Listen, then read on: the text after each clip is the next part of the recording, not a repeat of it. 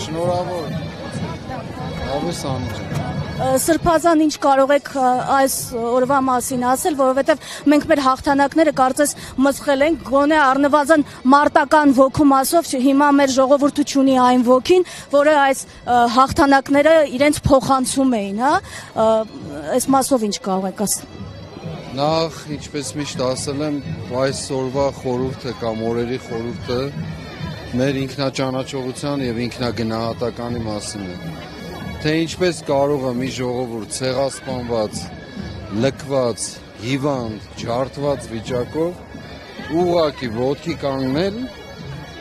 եւ իր հայրենիքի եւ պատվի համար բոլոր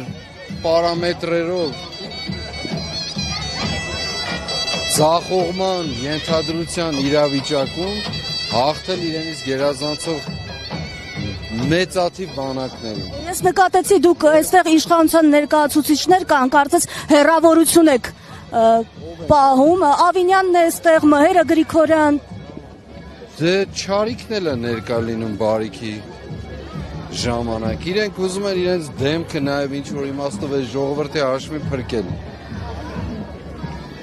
Պղծել են իրենք ամեն ինչ, ոչնչացրել եւ հիմա էլ փորձում են ինչ որ ձևով դեմք պահել, բայց չի հաջողվում, բարի օր ձեզ, որևէ կերպով չի ստացվելու։ Իրենք ունեն իրենց տերերին, որոնք համապատասխան չեն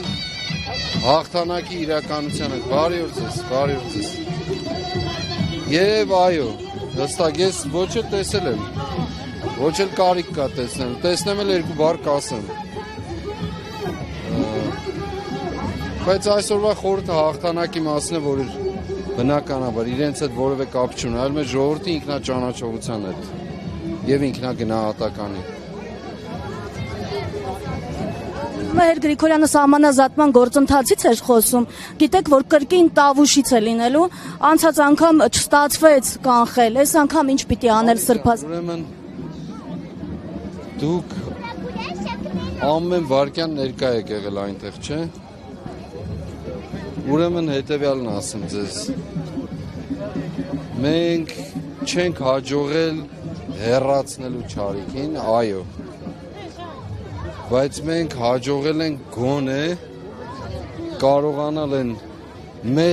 մեծագույն աղետը, որ Արցախից հետո պիտի հաջորդեր, ինչ որ ձևով կասեցնել, թե աշխարհաքաղաքական իմաստով, որի հաշիվներ իրենք գծել էին, եւ թե ներքին իմաստով։ Դուք տեղյակ եք եղել, ներկա եք եղել, հիշում եք մինչև որտեղ էր հասնում սահմանագծման